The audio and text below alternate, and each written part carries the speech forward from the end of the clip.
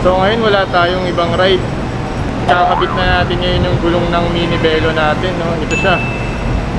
Ayan, no? Yan yung nabili natin last time sa may Santa Mesa. White sidewall na gulong. Kakabit na natin siya para makita na natin kung anong kalalabasan. Bago ko nga pala umpisahan yung pagpapalit ng tires natin sa white sidewall tires, flash ko lang sa screen kung ano yung original na gulong nito Doppelganger na Parceiro Mini Velo natin dito sa screen. Ayan, kung nakita nyo, ganun yung original na gulong niya. Pero all cream kasi yun eh. Medyo madumihin, kaya ganito yung napili kong bilhin na white sidewall tires lang para itim pa rin yung lumalapit sa road. Medyo maingay dito sa pwesto ko, pasensya na kayo ah. Ito pala yung mga kailangan nating gamit para sa pagpapalit ng gulong. So itong Mini Velo ko, hindi siya naka quick release tires, na quick release na hubs. Classic na classic. So ito yung kailangan natin, ito, para matanggal natin to.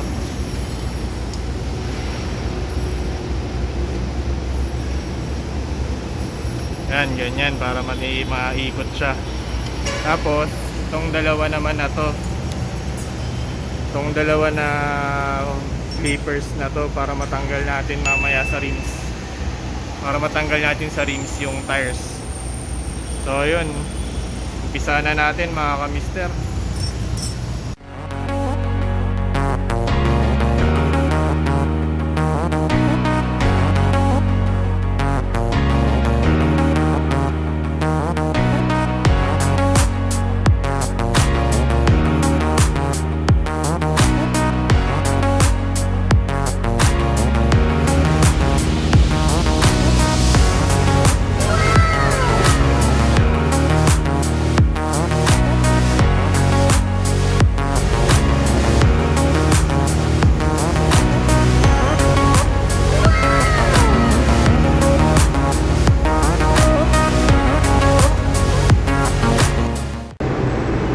So ayun mga kamister, no, tanggal na natin tong gulong dun sa bike.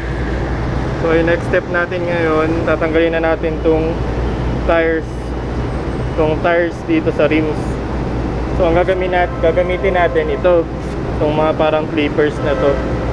So una muna natin gagawin, tatanggalan muna natin ng hangin tong gulong para madali natin masuksok tong mga clippers dito.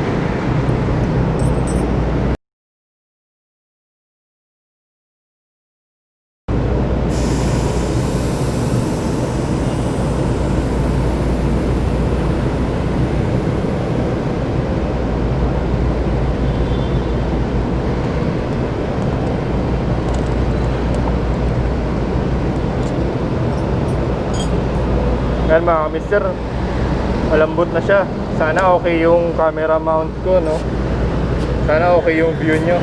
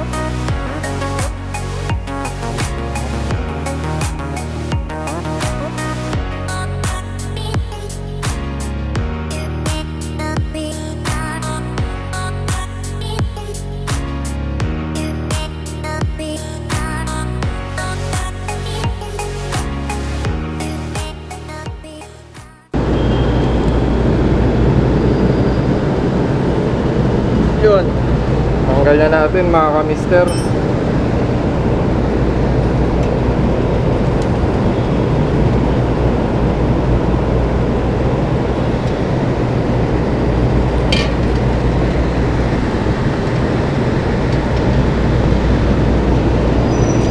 Yun, naiwalay na natin yung rims sa tires sa interior.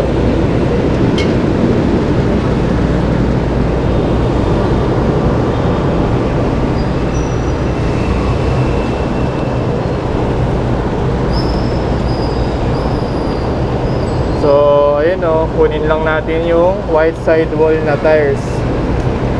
Tapos, yung isang importante pala dito, hanapin natin kung saan yung rotation ng gulong. May arrow yun dito eh.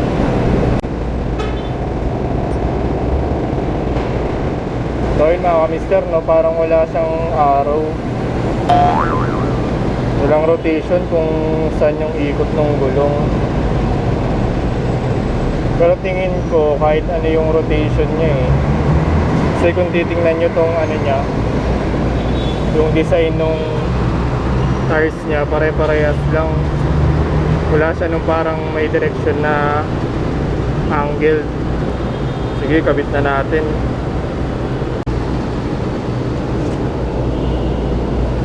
Bali ayun mga kamister, no? Bali una akong gagawin, ibabalik. Lalagay natin siya ng interior.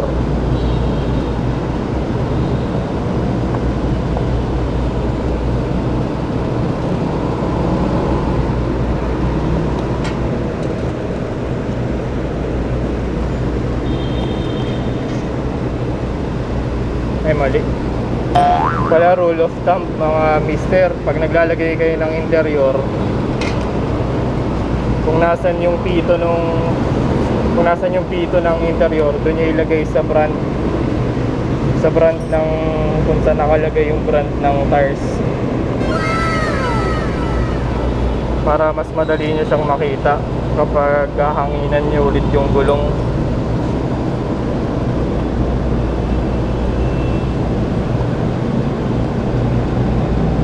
Tapos hanapin lang ulit natin yung butas, itong rims.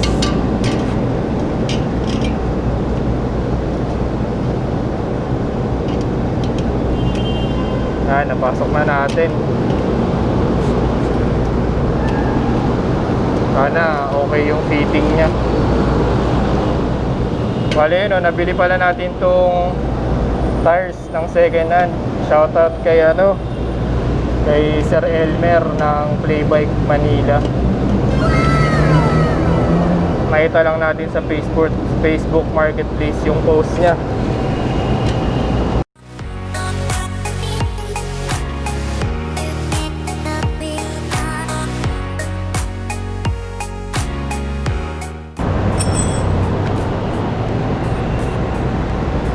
Doon mga mister, nalagay na natin siya.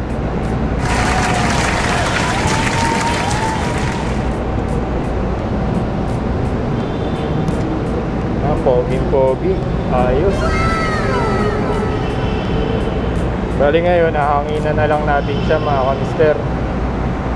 Tapos gagawin ko na lang ito dun sa isang gulong. Hindi ko na bibidyoan, balikan ko na lang kayo pag nakapit ko na sa bike mga kamister.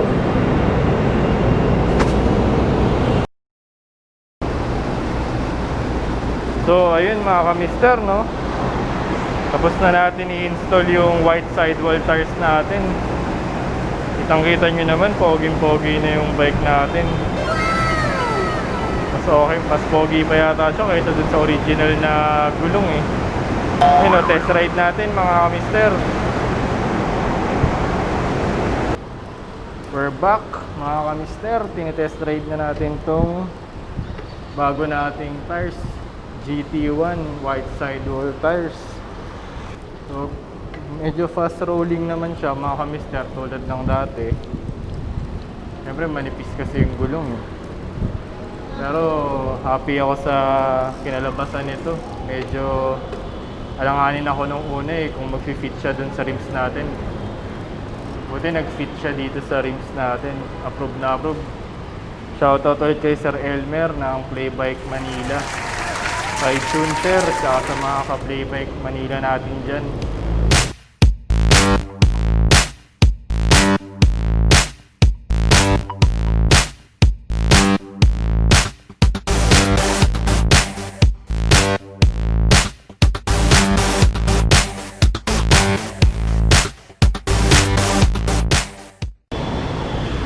So, ayun mga kamister, no? Kung makikita nyo, tapos na natin i-install yung white sidewall natin sa Mini Velo natin. Ayun, tingnan nyo mabuti. Ang ganda ng pinalabasan niya mga kamister. Yan, no? Approve na approve. Ang ganda ng color combination. Saktong-sakto sa color green tsaka brown. Thank you sa pagsama sa atin sa pag-install ng white sidewall tire natin. Lagi niyong tatandaan, happy ride, ingat!